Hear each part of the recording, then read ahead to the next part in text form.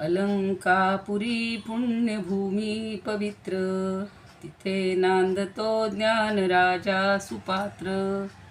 तया आठविता महापुण्यराशी, नमस्कार माझा सद्गुरु ज्ञानेश्वरासी.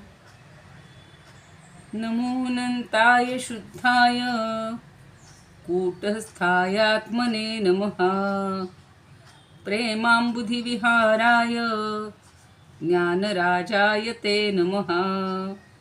माधुर्यरसकल्लोलां शिवशक्तिस्वरूपिणीम् अमृतानुभवार्थाय वन्दे ज्ञानेशनन्दिनीम्. ज्ञानदेव गुरु ज्ञानदेव तारू, उतरिल पैल पारू ज्ञानदेव. ज्ञानदेव माता ज्ञानदेव पिता, तोडील भवव्यथा ज्ञानदेव. ज्ञानदेव माझे सोय रे धाय रे, जीवलग निर्धारे ज्ञानदेव. सेना म्हणे माझा ज्ञानदेव निधान, दाविली निज खूण ज्ञानदेवे. ज्ञानियांचा राजा गुरु महाराव, ज्ञानिव्यांचा राजा गुरु महाराव. म्हणती ज्ञानदेव तुम्हाईसे, मज पामरासी काय थोरपण. मज पामरासी काय थोरपण.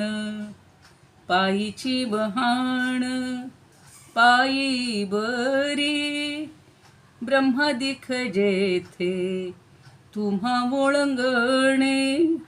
इतर तुलने काय पुढे, तुका म्हणे नेणू युक्तीची या खोली.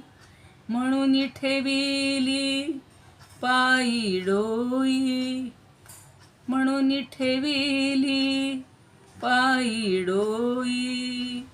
ज्ञानियांचा राजा गुरु महाराव, ज्ञानियांचा राजा गुरु महाराव. म्हणती ज्ञानदेव तुम्हाईसे, म्हणती ज्ञानदेव तुम्हाईसे. ज्ञानियांचा राजा गुरु महाराव. श्री ज्ञानेश्वर समाधी तीर्थम आळंदी आळंदी आळंदी. स्मरणे नैव हि भवति जनोऽयं, आनंदी आनंदी आनंदी. विमले इंद्रायणी शुचितले, विमले इंद्रायणी शुचिजले. तरंग कल कल कल कलकले, तरंग कल कल कले. श्री ज्ञानेश प्रवचन मनीषं, श्री ज्ञानेश प्रवचन मनीषं. ध्वनति मदन्तस्थले, ध्वनति मदन्तस्थले. रसाल शाखां चंचल पल्लव तालमर्मध्वनिः. रसाल शाखा चंचल पल्लव तालमर्मध्वनिः. नूनं श्रुतिपथमुपैति सहसा, नूनं श्रुतिपथमुपैति सहसा.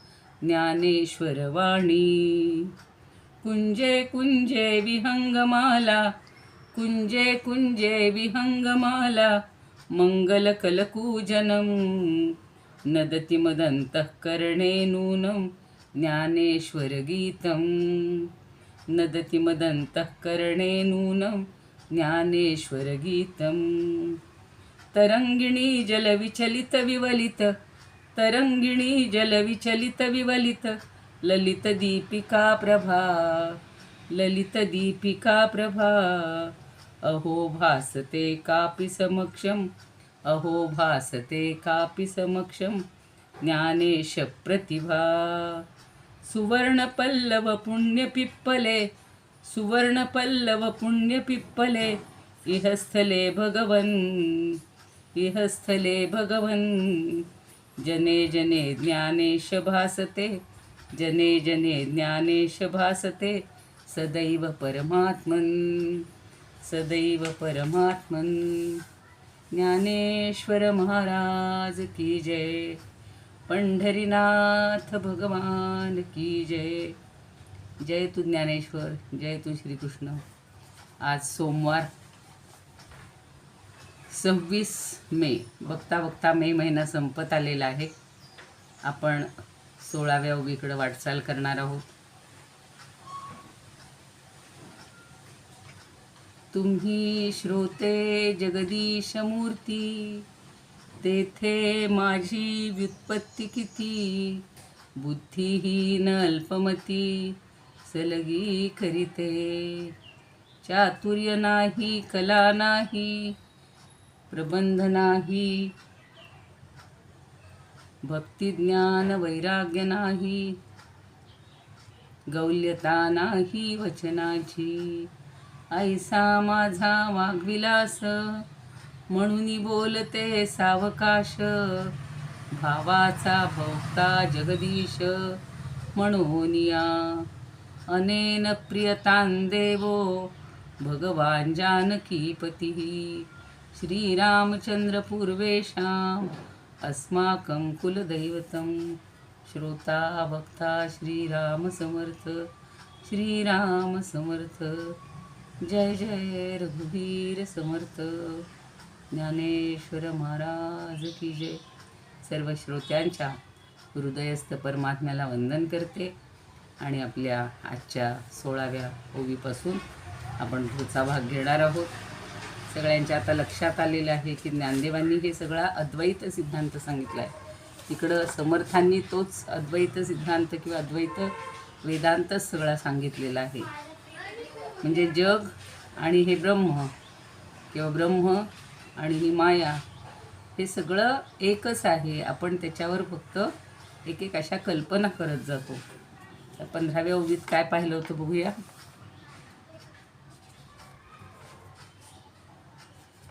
दोहो अंगांची आटणी, दोहो अंगाची आटणी, गिवसित हाती एकपणी, गिवसित हाती एकपणी. झाली भेदाची आवाहाणी, आधा आधी जिये. झाली भेदाची आवाहाणी, आधा आधी जिये. म्हणजे ही जी देवोदेवी आहे ती आपल्या एकपणात दोनपणाची आठवणी करतात. म्हणजे दोन्ही गोष्टी, दोन जे दिसते आपल्याला द्वैत जे दिसते ते त्या ठिकाणी आटून जाते. म्हणजे दोनपणा भासूच देत नाही. आणि हे दोघं दोनपणाच्या प्रवाहात दोनपणानं अर्धे अर्धे भासतायत, ते खरे नाहीत. त्याच्यावरचं सगळं विवेचन आपण पाहिलेलं होतं. अमृतानुभवही पाहिलेला होता. सगळ्यांकडे आता पाठवलेल्या होत्या काही ओव्यांची. हे आता 16वी आपण हे बघणार आहोत. विशो एकमेकांची जिये, विशो एकमेकांची जिये. पुस्तकं असतील तर उघडा. 16वी ओवी चालली आहे म्हणा. विशो एकमेकांची जिये, जिये एकमेकांची विषयी ये.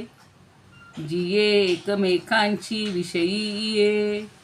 जिये दोघे सुखिये, जिये दोघे सुखिये, जिये दोघे सुखिये.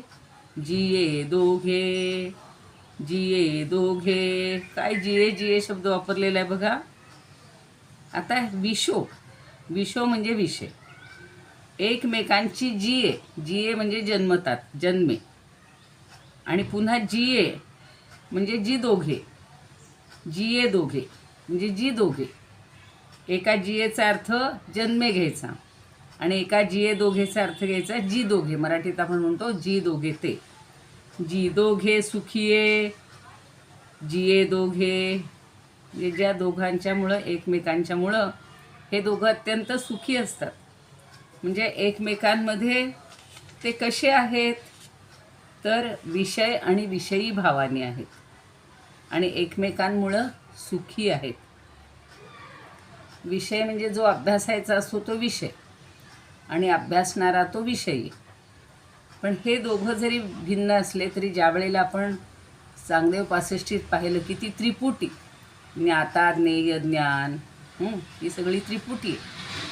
तर ही त्रिपुटी संपते. तसं इथे विषय आणि विषयी ही पण विरुक्ती किंवा द्वैत जे आहे हे संपतंय. म्हणजे ज्याच्यामुळं जो पदार्थ प्रकाशित केला जातो त्याला विषय असं म्हणतात, आणि जो प्रकाशित केला जातो त्याला विषयी म्हणतात. आपण आता कशाचा अभ्यास करतो आहोत? परब्रह्माचा अभ्यास करतो आहोत. म्हणजे आपल्या व्यवहारातलं उदाहरण घ्यायचं झालं तर घट हा विषय, आणि त्याला प्रकाशक म्हणजे त्याला उजेडात आणणारा जो असतो तो दीप किंवा सूर्य, तो विषयी आहे. म्हणजे घट हा विषय आणि सूर्य किंवा दिवा हा विषयी. त्याप्रमाणे प्रकृतीच्या उपभोगानं पुरुष हा आनंद आहे किंवा आनंदी आहे, आणि पुरुषाच्या संबंधानं प्रकृती आनंदी आहे. दोघं एकमेकांच्यामुळे आनंदी आहेत. म्हणून काय सुरुवातीला म्हणले, जिये दोघे सुखी आहे. जिच्यामुळं हे दोघंही सुखी आहेत, जिये दोघे, पुन्हा जी दोघे. या पुरुषाच्या संबंधाने प्रकृती आनंदी आहे, कारण दोहोंपैकी जर एक नाश पावलं तर त्याच्या नाशाबरोबर दुसऱ्याचाही नाश होतो. हे आपण मागं पाहिलेलं आहे. दोघांची आळणी आटणी वगैरे सगळे शब्द वापरले होते, आणि ते झाले की दोघंही तिथे संपून जातात. म्हणून 64 म्हणून जी गुलाबराव महाराजांनी लिहिलेली आहे त्याच्यामध्ये त्यांनी ज्ञानवृत्ती सगळीकडे शब्द वापरलेला आहे. हारपोनी ज्ञानवृत्ती, एकची असे हरिप्रीती, विश्वासणे ही प्रतीती केवळ असे.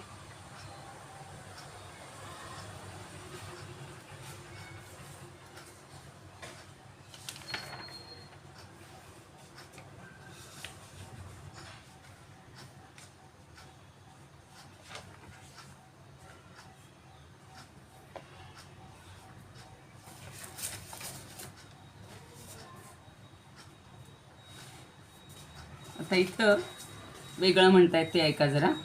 ती 15व्याची होती. ज्ञानविषयी वृत्तीविषय. आत्ता जे विषयी चालले त्याचं ते सांगतायत इथे. ज्ञानविषयी वृत्तीविषय की वृत्तीविषयी ज्ञानविषय, दोन्ही एकमेकाला पूरकच आहेत. त्यामुळं एकाला विषय म्हणायचे, एकाला विषयी म्हणायचे. जेव्हा प्रकृती विषय होते तेव्हा ज्ञानविषयी होणार, ज्ञानविषय असतो तेव्हा प्रकृतीविषयी असणार. हे दोन्ही असोनी स्वये सुखची होय. हे दोघं असून स्वये म्हणजे स्वतः, सुखची होय म्हणजे ह्या दोहोत ज्ञान हे जाणणारं आणि वृत्ती ही जाणली जाणारी, विषय आणि विषयी, किंवा वृत्ती जाणणारी आणि ज्ञान हे जाणणारं. म्हणजे हे दोन्ही एकच आहेत, अखंड आहेत, आणि त्यांच्या ठिकाणी सतत सुख आहे. म्हणजे आपला जो फरक पडतो बघा, आपल्याला जे सुख मिळवतो आपण ते कसं असतं? सुख काही काळापुरतं असतं. कुठल्याही आता 5 ज्ञानेंद्रिय आहेत, 5 ज्ञानेंद्रियांपासून मिळणारं सुख कसं आहे? आपण सुखाच्या मागं धड पडतो. मला आठवतं परवाच आमचा विषय झाला की काही गरज होती का आपण अगदी त्या काळात सुद्धा टी व्ही घ्यायची, पण शेजाऱ्यांकडे टी व्ही होता, मुलं लहान होती, ती तिथे जाऊन टी व्ही बघायची. त्यांच्याकडे फ्रीज होता, मुलं जाऊन त्यांच्याकडे ते काय पेप्सी लेप्सी काय असं ते खायचे, आणि ते म्हणायचे की बाबा त्यांच्याकडे किती पैसे आहेत ना, तुम्ही पण बँकेत नोकरी करा. कारण त्या मुलांचे आईवडील आपलं म्हणजे वडील बँकेत होते. म्हणून ती जी डोळ्यांनी पाहण्याची हे जे सुख आहे ते तिथे जाऊन घ्यायचं. मुखाने जिभेनं जे रसनेनं जे चाखायचे ते सुख दुसऱ्यांकडे घ्यायचं. मग पुन्हा घरात आल्यावर खट्टू व्हायचं की आपल्याकडे टी व्ही पण नाही आहे, आपल्याकडे फ्रीज पण नाही आहे. पण ते जरी मिळालं असतं ते आता नंतर आपल्या घरात आलं, काही कारणाने आलं, औषधं ठेवण्यासाठी आलं, सगळ्यासाठी आलं, पण ते कायम आहे का हो? ते तात्पुरतंच असतं. छानपैकी कानाने ऐकतोय आपण, आत्ता सुंदर ऐकतोय. आत्ताच त्या ताई म्हणाल्या की आपण जोपर्यंत इथे चिंतनात असतो तोपर्यंत सगळं घरचं देहभान संसार विसरून गेलेले असतो. अगदी पहाटेपासून समजा ज्ञानेश्वरी ऐकली, पुन्हा कीर्तनात मग्न झालो, पुन्हा आपलं दासबोधामध्ये रमलो, पुन्हा मनाच्या श्लोकात रमलो, पुन्हा आपलं आता अमृतानुभवात रमलो. तुमचे प्रत्येकाचे वेगवेगळे काहीतरी दैनंदिन उपासना असते, साधना असते, नामस्मरणात रमलो. तरी उरलेला वेळ, थोडा वेळ पुन्हा तुम्ही त्याच्यातनं बाहेर आलात, आपण त्याच्यातनं आलो की आपण ह्या संसार सुखामध्येच रमत असतो. आणि पुन्हा त्याच्यातले टक्के टोणपे, कमीपणा, जास्तीपणा, हे सगळं, तर ती सुख सगळी ही क्षणभंगूर आहेत, काही काळापुरती आहेत. पण इथं ते सांगतायत की यांचं जे सुख आहे, देवोदेवींचं जे सुख आहे, हे अखंड आहे. कारण देवोदेवी म्हणजेच परब्रह्म परमात्मा. ज्या वेळेला आपल्याला ब्रह्मरूप आपण होऊन जाणार आहोत, तेव्हा आपण सांगायला उरणार नाही की मी आता ब्रह्म झालो आहे, मी आता परब्रह्म आहे, मला समजले. आणि मग तो चिरंतन आनंद आपण घेणार. म्हणजे ही ज्ञानवृत्ती रूप कोण आहे, तर ही शिवशक्तीच आहे. आणि हे दोघं परस्परांचे विषयी आहेत. म्हणजे ज्ञान आणि वृत्तीला जाणतं ते, ज्ञान वृत्तीला जाणतं आणि वृत्ती ज्ञानाला जाणते. कोणी बोललं का मध्ये काही प्रश्न असेल तर नंतर बोलूया आपण. आणि वृत्तीला जे स्फुरण होतं ते त्या चैतन्यासह होतं. म्हणजे स्फुरण पावलेली वृत्ती जेव्हा जाणली जाते तेव्हा ज्ञानविषयी होतं आणि वृत्तीविषय होते. शिवज्ञानस्वरूप आहे ते वृत्तीनंच जाणलं, म्हणून वृत्तीविषयी होऊन ज्ञानरूप शिव विषय होतो. आता जास्त खोलात नको, कारण तुमची गडबड होती. काही जण म्हणतात हे जरा जड वाटते, पण एकच गोष्ट दोन्ही होऊ शकेल का? घट हा घटच राहील की नाही. सूर्य हा सूर्य राहत नाही आपल्या ह्याच्यामध्ये, पण इथं हे दोघंही एकमेकांना पूरक आहेत. त्यामुळं हाच तो असतो आणि तीच हे असते, एवढं लक्षात ठेवायचं. म्हणजे अमृतानुभवात मानलेली देवी ही चेतन आहे, म्हणून ती देवाला विषय करते. आणि शंकराचार्यांनी मायाशक्ती जी आहे ती जड मानलेली आहे, त्यामुळे ती पुरुषाला विषय करत नाही. हा दोन तत्वज्ञानातला फरक आहे. पण इथे मात्र ज्ञानदेवांनी हाच विषय होतो, हीच विषय, हाच विषयीही होतो, ती विषय होते, तीच विषयीही होते. कारण त्या दोघांमध्ये साम्य आहे, एकत्व आहे आणि त्यांचं सुख हे अखंड आहे. तर असं हे आपल्याला समजून घेता एकदा परमात्म तत्व समजून घ्यायचं. आणि म्हणून या दोहोंमधला भेद जो आहे तो आपल्याला विसरायचा.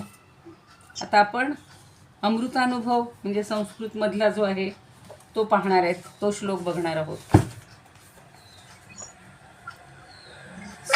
16वी ओवी चाललेली आपली. शिवसूत्रमिषेणेदं ज्ञानं बंधकरं त्विती.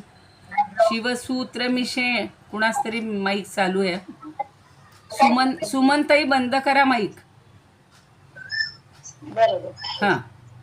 शिवसूत्रमिषेणेदं ज्ञानं बंधकरं त्विती. प्रोक्तं सदाशिवेनापि, प्रोक्तं सदाशिवेनापि तस्मात् बंधकरं ध्रुवम्, तस्मात् बंधकरं ध्रुवम्.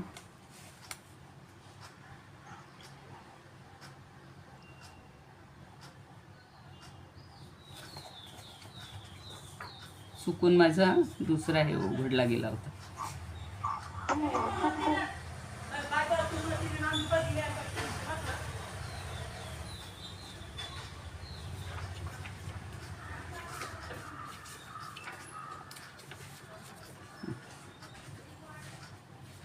चुकून काय झालं, पुढचं प्रकरण उघडलं गेलं त्यातलं, कारण इतकी छोटी छोटी पान आहेत.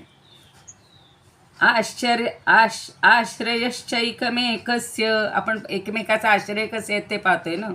ती ओवी पहा संस्कृतमध्ये. आश्रयश्चैकमेकस्य विषयश्च परस्परम् अन्योन्यौ सुखिनौ तद्वत् अन्योन्याभ्याम निरंतरम. अन्योन्याभ्याम म्हणजे एकमेकांचे, निरंतर म्हणजे सतत. कसे आहेत ते? सुखीनो, सुखी आहेत. आपणही पाहतो की एकमेकांशिवाय आपण सुखी दुःखी होऊ शकत नाही. तेच या सगळ्या सृष्टीचं चक्रसुद्धा तसंच आहे. पण हे निरंतर आहे. आणि आत्ता मी सांगितलं तसं आपलं निरंतर नाही. आपण क्षणात आज ज्या गोष्टीने आनंदित असू, उद्या तीच गोष्ट आपल्याला दुःखदायक होऊ शकते. होते की नाही असं? पण इथं मात्र हाच आश्रय आहे, ते एकमेकांचा आश्रय आहे. विषयश्च परस्परम. कधी शिवविषय होतो, कधी शक्तिविषय होते, कधी दोघं म्हणजे शक्तिविषय झाली तर शिवविषयी होतो. आणि म्हणून त्या दोघांचं एकमेकांचं जे सुख आहे हे निरंतर आहे, एकमेकांवर अवलंबून आहे, पण दोघंही एकरूपच आहेत. आता डॉक्टर वी कुलकर्णी काय म्हणतात बघूया.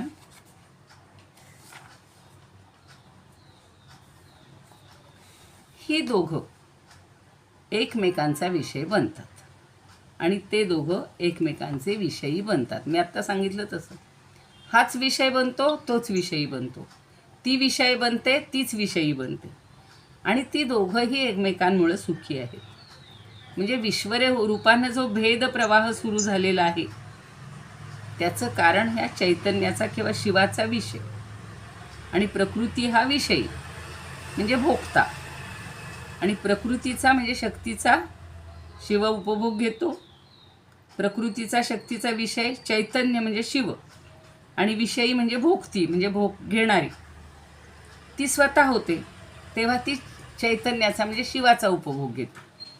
या उभयतांच्या प्रीतीच्या आस्वादनानं दोघंही प्रसन्न आहेत. ते असं म्हणत नाहीत कधी तुझ्यामुळं मला सुख मिळाले किंवा माझ्यामुळंच तुला मिळते, असं ते कधीच म्हणत नाही. तिच्यामुळं हा सुख घेतो, याच्यामुळं ती सुख घेते. आता पती पत्नींच्या बाबतीत सुद्धा समभोग, सम म्हणजे सारखा अशा अर्थी तो वापरला जातो. ते सुद्धा दोघांचे एकमेकांचे विषय असतात आणि ते दोघंही एकमेकांचे उपभोक्ते असतात. आता प्रकृतीचा विषय आणि हेतू पुरुष आहे आणि पुरुषाचा विषय आणि हेतू प्रकृती आहे आणि त्यातून दोघांनाही किंवा उभयतांनाही आनंद मिळतो. त्या स्वरूपानंद काय म्हणतात बघूया. परस्परांची ती होती प्रकाशक, परस्परांची ती होती प्रकाशक, प्रकाश्य ही देख तीच होती, प्रकाश्य ही देख तीच होती. ऐशा परी दोघे होवोनिया एक, ऐशा परी दोघे होवोनिया एक, भोगीती ती सुख स्वानंदाचे, भोगीती ती सुख स्वानंदाचे. स्वरूपाचा भोग स्वरूपी केवळ, स्वरूपाचा भोग स्वरूपी केवळ, जळावरी जळ लोळे जैसे. छान उदाहरण दिले यांनी. जळावरी जळ लोळे जैसे. लाटा ज्या येत असतात त्या जळाच्याच असतात आणि जळावरच लोळतात. म्हणजे जळावरी जळ लोळे जैसे तसे हे स्वरूपाचा भोग स्वरूपीच घेत असतात. स्वतःच ते दोन्ही मिळून एकच आहेत, पण आपलाच भोग आपण घ्यायचा. पण इथे आपण भिन्नता पाहतोय म्हणून त्यांना विषय म्हटलं, विषयी म्हटलं. तसा खरा तो भेद नाही. तो भेद नाममात्र आहे, आपल्याला भासमान आहे, तो खरा भेद नाही.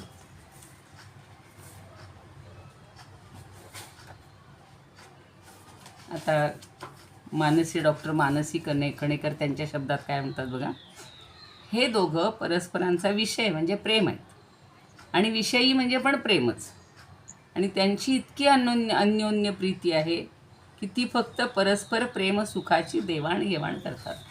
म्हणजे यांनी त्यांना द्यायचे आणि त्यांनी यांना द्यायचे, याच्यामध्ये भेद नाहीच.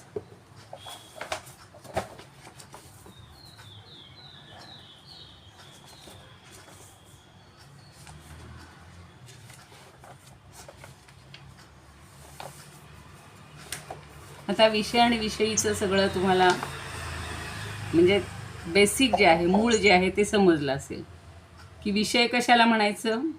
जो पदार्थ प्रकाशित केला जातो तो म्हणजे घट हा आपण विषय मानलेला आहे आणि प्रकाशित करणारा जो करतो त्याला विषयी म्हणायचं. म्हणजे घट हा विषय आहे तर त्याला प्रकाशित करणारा दीपक किंवा दिवा किंवा सूर्य हा विषयी आहे. त्याप्रमाणे प्रकृतीच्या उपभोगानं पुरुष आनंदी आहे आणि पुरुषाच्या संबंधानं प्रकृती आनंदी आहे. आणि दोन्हींपैकी एक जरी नाश पावलं तरी त्याच्या नाशाबरोबर दुसऱ्याचाही नाश होतो, कारण ती मुळात एकच आहे. मुळात एकच आहे हे स्पष्ट दाखवलं आहे आपण. पण आपल्याला एक व्यवहारात म्हणून आपण हा भेद करतोय. प्रकृती आणि पुरुष ही तत्त्व जरी वेगळी मानलेली असली तरी त्यांच्यावरच, म्हणजे ती दोघं परब्रह्मावर अवलंबून आहेत. आणि जगताचं जे वास्तविक रूप आहे ते आता पुढच्या 17व्या ओळीमध्ये सांगतात.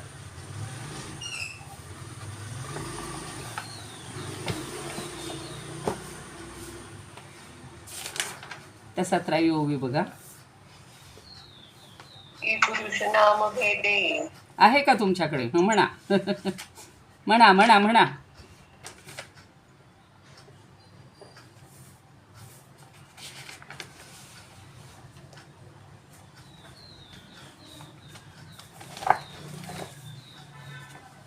स्त्री बरोबर बोला ना, म्हणा पुढची.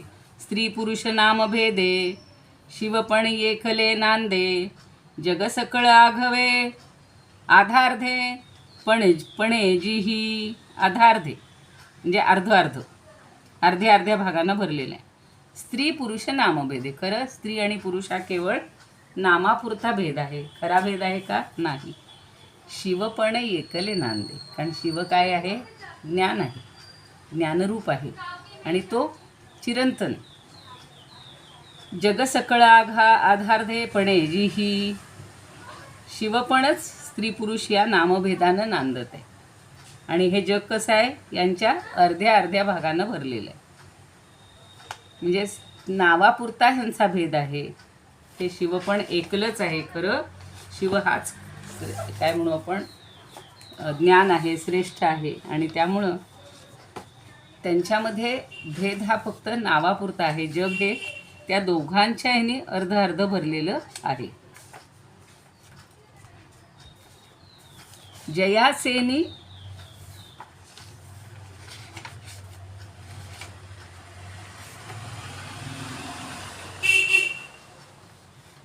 स्त्री पुरुष या नामभेदे एकले शिवपण नांदे जीही अधाधेपण सगळे जग. अध म्हणजे अर्धा शब्दासाठी त्यांनी कसा शब्द वापरलेला आहे बघा, अधाधेपणे सगळे जग. म्हणजे हे प्रकृती पुरुष या नावाच्या भेदानं तत्वतः सच्चिदानंद स्वरूप असं हे शिवच आहे किंवा शिवच आहे. आणि अशा या तत्वतः सच्चिदानंदरूप एका शिवपणानं असणाऱ्या या प्रकृती पुरुषांच्या अर्धेपणानं हे सगळं जग झालेलं आहे. आणि ते कसं झालं हे आपण 15व्या ओवीत पाहिलेलं आहे. 15वी ओवी पाहिली होती. दोन्ही अंगांची आटणी गिवसिता हाती एकपणी जाती भेदाची आवाहणी आधाधी जी. तिथे तेच म्हटलेलं होतं की त्या दोन्ही अंगांची एकपणी आटणी गिवसिता हाती. म्हणजे प्रकृती आणि पुरुष हे उभय स्वरूपाची आटणी एकमेकांमध्ये करतात. हा तिच्यामध्ये करतो, ती याच्यामध्ये करते.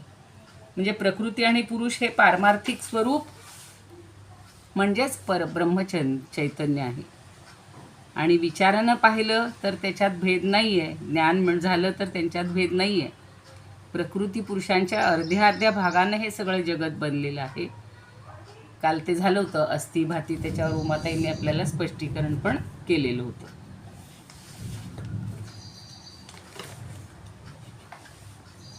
तर हे बघूया आपण.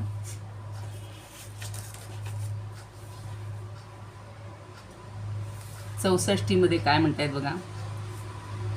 ज्ञानविषयी वृत्तीविषय नाही स्त्री पुरुष राहिले आहेत.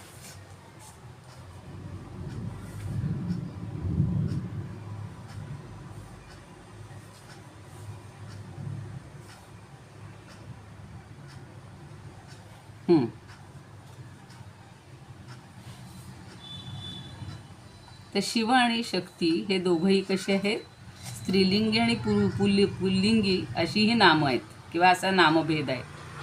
म्हणजे फक्त शिव हा पुल्लिंगी आहे, शक्ती ही स्त्रीलिंगी आहे. पण खरं म्हणजे ते दोन्ही मिळून एकच शिव ही वस्तू आहे. ती स्त्रीवाचक आणि पुरुषवाचक अशा शब्दांच्या दोनपणानं संपूर्ण जग हे शब्द मात्रच दोनपणानं विभागलेलं आहे.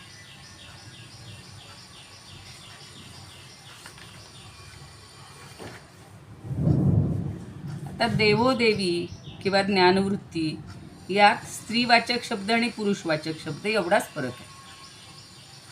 आता हल्ली बघा कधी कधी मुलांना नावं ठेवतात, मुलांची नावं ठेवतात आणि आईला जर मुलगी नसेल तर आई त्या मुलाला सुद्धा मुलीसारखंच सगळं वागवत असते. खरा तो मुलगाच आहे, पण त्याला पेहराव करते, त्याला नटवते, त्याचं नावही तसंच काहीतरी ठेवते, पण खरा तो मूळ पुत्रच असतो, मुलगाच असतो. तसंच हा जो फरक आहे तो शब्दांचा फरक आहे, नावाचा फरक आहे. अर्थ मात्र एकच आहे, शिवच, दुसरं काहीच नाही. म्हणून याच्यामध्ये म्हटलेलं आहे बघा, उपनिषदामध्ये म्हटलेलं आहे, मी मागं सांगितलं होतं की वाचारंभणम विकारो नामधेयम मृत्तिका इत्येव सत्यम. श्वेताश्वतर उपनिषद किंवा सगळ्याच उपनिषदांमध्ये समजावून देताना हेच सांगितलेलं आहे. आणि ती उदाहरणं आपण नेहमी पाहतो, खूपदा सांगून झाली की मातीच्या सगळ्या वस्तू बनल्या. आता घट हे एक आपल्या रोजच्या व्यवहारात वापरतो, माठ म्हणून माहिती आहे आपल्याला, किंवा घटस्थापना करतो त्यासाठी घट असतो. पण पूर्वीच्या काळी मातीची सगळी भांडी असायची, सगळ्या प्रकारची, आत्तासुद्धा पुन्हा निघालेली. गोळे, त्या मण्यांच्या माळा असायच्या, गोळे असायचे, दिवे आहेत आता मातींचे, नाही का, पणत्या वगैरे आपण करू. अशी विविध जरी मूर्ती असतात. आता या सगळ्या गणपती, गौरी, ज्या ज्या सणाला जे जे लागतं, देवी, या सगळ्या मूर्ती मातींच्या असतात. पण त्याच्यामध्ये मूळ काय असतं? मातीच असते. म्हणजे वाचारंभणम, केवळ नाव ठेवण्यासाठी, वाणीनं त्याचा उच्चार करण्यासाठी हे विकार झालेले आहेत. मूळ काय आहे? माती हे सत्य आहे. तसंच आपण मागं सोन्याचंही पाहिलेलं आहे की सुवर्णामध्ये तर किती किती व्हरायटी आलेली, आणि शुद्ध सोनं मिळणं आजकाल अवघडच आहे, पण तरीसुद्धा जे आहे ते मूळ सोनंच असतं. आता पूर्वीच्या काळी सोन्याची पात्र होती. राजे रजवाड्यांच्या ठिकाणी सोनं चांदीच्या पात्रातून हे करायचं, वाढणं, सर्व करणं, सगळ्या त्या गोष्टी असायच्या. मूर्ती असायच्या, दागिने तर आहेतच आहे, मंदिरांची शिखरं असायची, मंदिरातल्या मूर्ती असायच्या. म्हणजे जे जे काही सोन्याचं बनवलेलं आहे त्याचा आकार वेगळा आहे, त्याचं नाव वेगळं आहे. आताच्या काळात तर पूर्वीचे दागिनेसुद्धा आपल्याला सांगता येणार नाही. पूर्वीच्या जर आजी कोणी असतील तर ते सांगतील की याला हे म्हणतात, याला टुशिरेन, वजरटीक वगैरे वगैरे जी आहेत ही नावं, ही कितीही वेगळी ठेवली तरी त्याच्यात मूळ काय आहे? सुवर्ण हेच खरं आहे. आता लोखंडाचंही तसंच आहे. कार्ष्णाय असं त्याला म्हणलेलं आहे. कार्ष्णायचं म्हणजे लोखंड. पूर्वी लोखंडी सगळे कारखाने ते, आता सगळं पुन्हा पॉलिमर, अमुक तमुक सगळं नवीन आलेलं, पण तरीसुद्धा काही गोष्टीला लोखंडाशिवाय पर्यायच नाही. जिने असायचे, सगळं सगळं लोखंडी वस्तू असायच्या. मूर्ती आहेतच, त्याच्याही आता ॲल्युमिनियम वगैरे पुन्हा निघालं, त्याच्याही मूर्ती तयार व्हायला लागल्या साच्यात घालून. ते हे याला यायचे ना लोक, काय म्हणायचं, कलही वगैरे करायला, तर ते सुद्धा स्वतःबरोबर साचे घेऊन यायचे. आणि तुमचं एखादं जुनं पातेलं वगैरे काय भांडं नको असेल, डबा वितळणार आणि आपल्याला त्याचीच एक छान मूर्ती करून देणार. तांब तसंच आहे. म्हणजे प्रत्येक धातू, मूळ जे आहे तो धातू किंवा ते जे आहे ते आहे. लोखंड मूळ आहे, बाकी सगळे हे नावापुरते आहेत, नावापुरते भेद आहेत असं श्रुती सगळ्या, म्हणजे शंकराचार्यसुद्धा सांगतात. आणि म्हणून शंकराचार्य म्हणतात की शिवशक्ती रूप होवो किंवा शिवशक्ती जगद्रूप होवो, हा सगळा भेदविस्तार हा नाममात्र आहे. शिवापासून दुसरं काहीच झालेलं नाही, सगळं नामरूपात एकच आहे. म्हणून शेवटी ह्या पर्यायाला येतात, ज्ञानदेवसुद्धा सांगतायत आता 8व्या अध्यायापासून पुढे, की विश्व म्हणजेच तो आहे आणि तो म्हणजेच विश्व आहे. विश्व हे वेगळं नाहीच आहे, त्याच्यापासून भिन्न नाहीच आहे. तसं शिवशक्तीपासून जग हे भिन्न मानायची वस्तू नाहीच आहे. असं जरी मानत आपल्याला दृष्टीला ते दिसतंय म्हणून आपण ते भिन्न मानतो. जर जन्माला आल्यापासून, जन्माला येण्यापूर्वी आपण विचारत होतो म्हणत होतो सोहम सोहम, आणि जन्माला आलो की विसरलो, सगळ्या भूलभुलैयात रमलो, आणि मग आपण आता म्हणायला लागलो कोहम कोहम. पण खरं म्हणजे हे दोन्ही एकच आहे, हे भिन्नता नाही, हे फक्त नावापुरतं आहे, एवढंच आपण लक्षात ठेवायचं.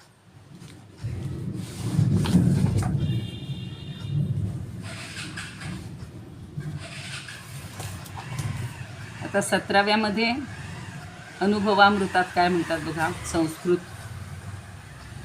स्त्री पुन्नाम प्रभेदेन, स्त्री पुन्नाम प्रभेदेन नंदन्त्येक शिव स्वयं. नंदती म्हणजे आनंदित होतो, शिव हा स्वयं. ययोरर्धार्ध भागेन, इथं अर्धार्ध शब्द व्यवस्थित होते, त्याने आधाध म्हणले. ययोरर्धार्ध भागेन भाती वै सकलम जगत. त्या दोघांच्या अर्ध्या अर्ध्या भागातूनच हे सगळे जगत हे आपल्याला भासमान होत असतं, प्रकाशमान होत असतं. म्हणून पुन्हा ती एकदा उभी बघा. स्त्री पुरुष नाम भेदे, शिवपणे एकले नांदे, जग सकळ आधाधे पणे जीही, आधाधे पणे जीही. पण तिथे पॉज असतो म्हणून आधाधे पणे जीही, पण खरं एकत्रितही म्हणलं तरी चालणार आहे. आधाधे पणे जीही असं ते अर्ध्या अर्ध्या भागाने अस्तित्वात आलं, म्हणजे दिसतं आपल्याला, भासतं. आता वि. कुलकर्णी काय म्हणतात बघा, की शिव आणि शक्ती किंवा पुरुष आणि प्रकृती हे स्त्री पुरुष या नावानं भेद जरी दिसत असला तरी ते एकच आहे. चैतन्यच नांदत असतं, आणि या साऱ्या विश्वाचं जीवन दिसतं आहे. दिसणारं जे जीवन आहे ते शिवशक्ती अर्धार्धपणानं विभागली गेल्यामुळंच सृष्टीच्या अणु रेणूत जड चेतन पदार्थ मात्रात, अगदी त्या दिवशी आपण पाहिलं होतं की अगदी सूक्ष्मातला सूक्ष्म कण, अणू म्हणा किंवा रेणू म्हणा, तर त्याच्यामध्ये सुद्धा ते अर्धे अर्धे विभागले आहेत. असं एखादा म्हणेल की एवढ्याशात कुठे शक्ती असणार, ते दोन्ही मिळून एकच आहेत, पण त्या दोहोंचं त्याच्यामध्ये अंतर्भाव आहे आणि म्हणून त्यांचं अस्तित्व आहे. आता पुढे छान, त्या दिवशी कोणीतरी मला विचारलं होतं की हे अमृतानुभव सगळं जडच आहे का हो, तर जड असं नाही आहे. आत्ता आपल्याला त्याचा पाया आपला चाललेला होता. पाया खणण्यामध्ये दगड माती विटा जे काय सगळं धोंडे सगळं लागतं, मुरूम, पण एकदा तो पाया तयार झाला की इमारत छान तयार होते. तसं आत्तापर्यंत आपण हे खणणं चाललेलं होतं. आता इथून पुढं थोड्या थोड्या दृष्टांतांनी ज्ञानदेव आपल्याला समजावून देतात. स्वरूपानंद काय म्हणतात बघा 17व्या ओवीवर. स्त्री आणि पुरुष नाम मात्र भेदे. बघा पुन्हा तेच सांगतात, नाम मात्रांनी भेद आहे. स्त्री आणि पुरुष नाम मात्र भेदे. खरं मी तुम्हाला त्या दिवशी सांगितलं होतं, पुरुष हा शब्द स्त्रीलाही लागू पडतो. पुरुष हा कसा झालेला आहे, पुरीश येते इथे, म्हणजे या देहरूपी शरीरात जो निद्रिस्त आहे, झोपलेला असतो. मग स्त्रियांचंही तसंच आहे ना शरीर, पण आपण हा समजण्यासाठी व्यवहारासाठी म्हणून हा भेद केलेला आहे. स्त्री वेगळी पुरुष वेगळा, पण खरा म्हणजे तत्त्वज्ञानाच्या दृष्टीनं पुरुष एवढीच संकल्पना आहे.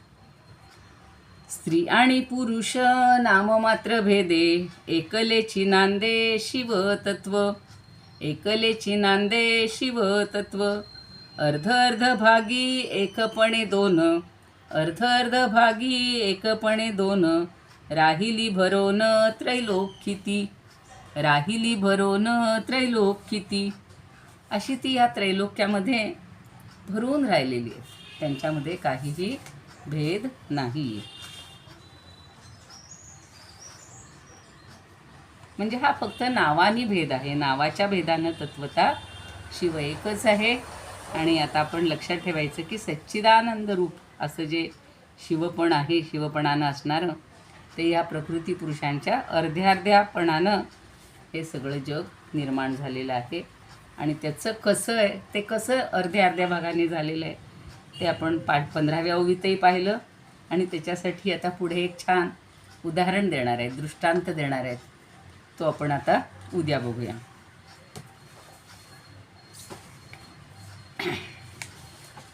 हां, यांचं एक राहिलं, मानसी कणेकरांचं सांगायचं राहिलं.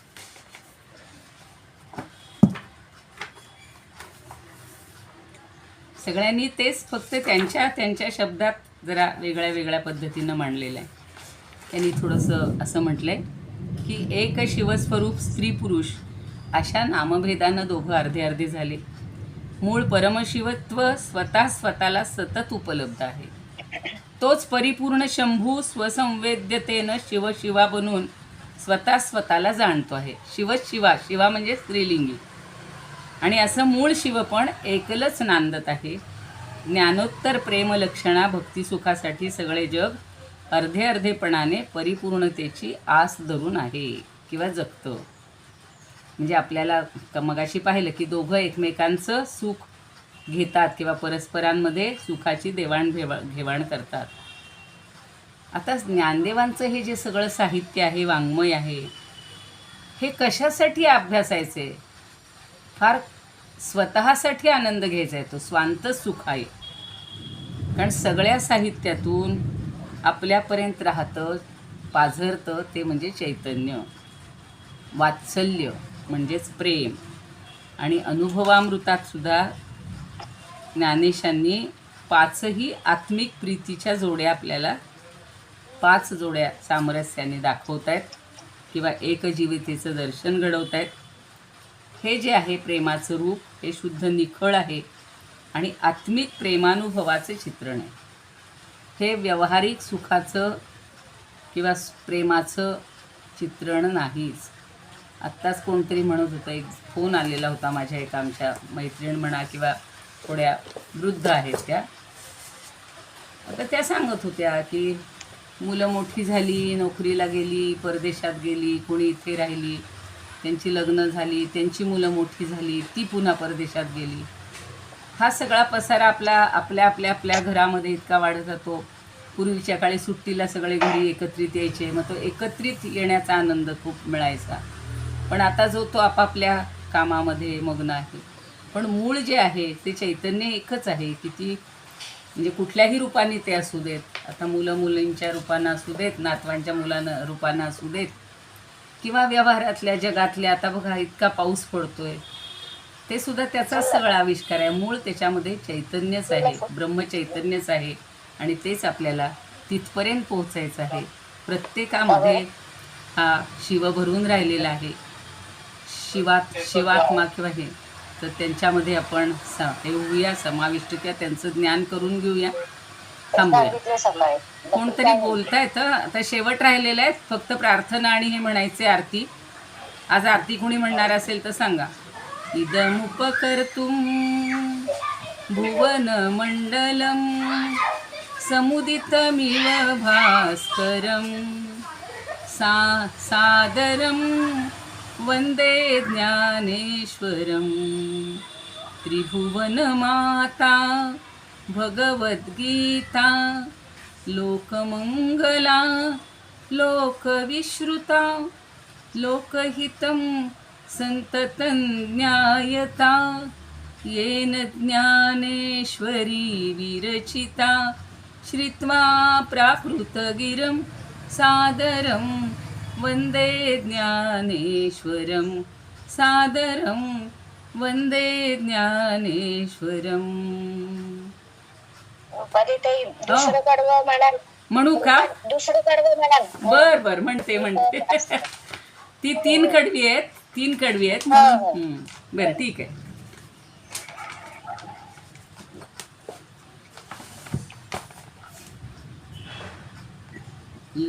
येन नाही झालं.